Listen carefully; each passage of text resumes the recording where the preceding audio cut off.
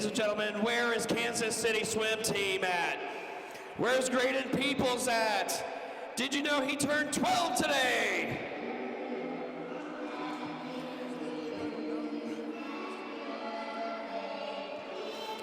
Happy birthday, Graydon.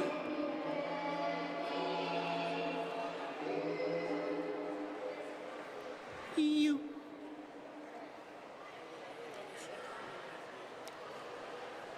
Okay, I think they're going to march out. That was a nice little happy birthday tune. Now we get the real music.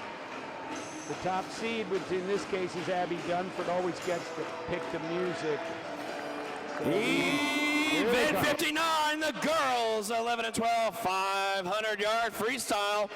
This is the timed final.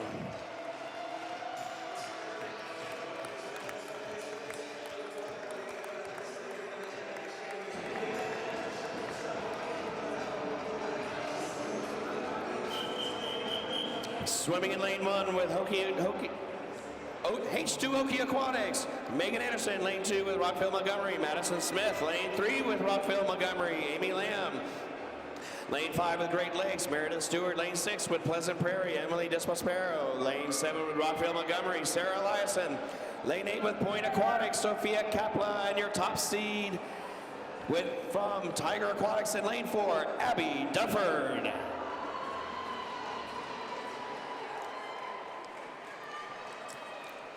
Okay, Alex, there's the introductions. And as we were explaining, this group of 8 young ladies, in this case all age 12, are the final heat of event 59. That is the 500-yard freestyle. It's a timed final event, so they only swim it one time, not like we do all the shorter races, 200 and down, preliminaries and finals. So these young ladies will swim 20 lengths of the pool, and they'll be going after not only each other, but they have to think that some of the girls that swam this morning had some pretty good times. Yeah, Mary Grace is top seed, 5:14.87 out of this morning's prelim swims. And 5:14 is a pretty respectable time. That would have certainly put her well into the fast heat had she done it before today. 5:06.24 is Abby Dunford, lane 4's best time. She's from Tiger Aquatics in Louisiana, and she has a full 10-second lead in terms of previous swims, but you never know what's going to happen in a meet like this. That's right. Everybody else in the field seemed to take it out with her, but we got some people falling off here after the second 50. No doubt about that. And one thing now, Alex, I know that Coach Mall probably had you guys in high school swimming all kinds of events. So my guess is you probably swam a 500 or two, at least before you got to college. I swam several of them, yeah. So what do you think of in a race like this? What's going through these kids' mind? I mean, at this age, the ones that are at this meet, they've got it pretty locked in. They know what they're doing. They know where they got to make their moves on their laps. Biggest thing for them is just to swim their own race, stay in their lane, and do what they do best. Well, they better stay in their lane. This isn't open water, you know. And but Amy, I'll tell you, Abby Dunford, Amy Lamb, actually from Rockville Montgomery, is in lane 3. But Abby is our leader. Meredith Stewart is in lane 5, and she's in the dark cap, kind of about 2 body lengths back. So Abby is turning at the 200, 158.7, and she's a 30.8 on that 50. The fastest swimmer this morning, you said, was Mary Grace King, and she was 204.3, which would put her right in 3rd place at this point, very close to lane number 2, which is Madison Smith. Turns are so important here in this 500 free, moving into every wall, making sure your stroke count really lines up with your turn, and taking that speed through the turn and off the wall save you a lot in the long run. So when you're practicing, you're training the young Lakers over there, and you're thinking about turns, you say you've got some kids with talent in longer events, 500, 800, 1,000 mile, whatever it might be. What are some of the drills you might do to help them get a better turn? Well, we use lane line buoys.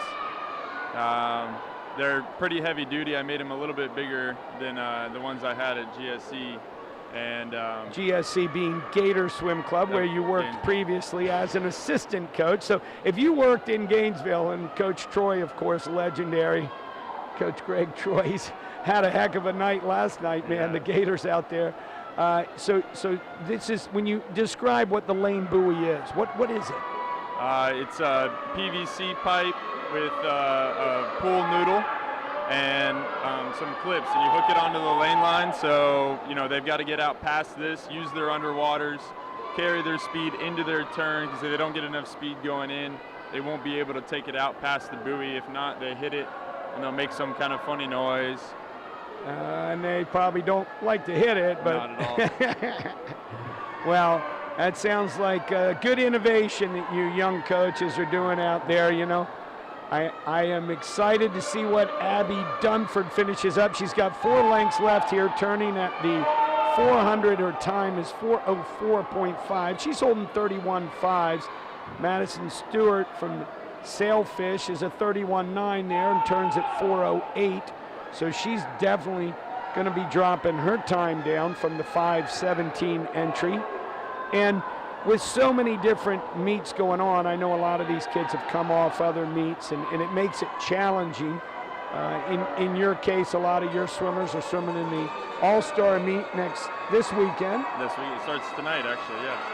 The All-Star meet, famous. That idea came up from Coach Dick Cavanaugh some 25 or 30 years ago, and the Florida Gold Coast Association goes against the Florida Association. Maybe one of the big reasons we don't see that many Florida teams here at this age group meet, but I'll tell you, the teams we do see a lot from the Midwest, a lot from those cold regions. That Abby is going to hit the wall here first.